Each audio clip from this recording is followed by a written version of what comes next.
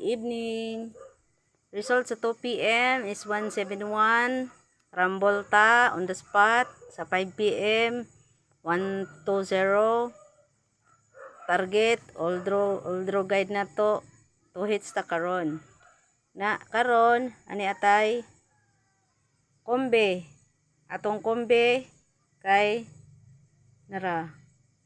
Tungod atong pasakay kay 3-4 og amazing 589 na lang nabilin.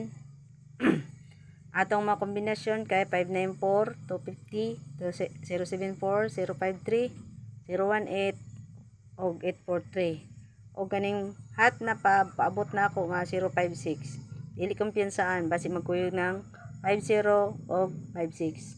Nagihapon ta double sa ganahan lang kay kanina nagawas ng 117 na agihapon 494 og natay bag-o.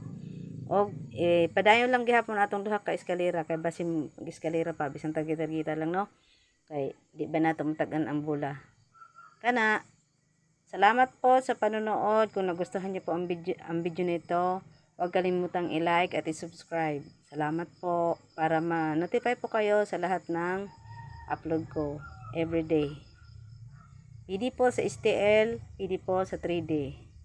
Good luck, hope na makadaog mo.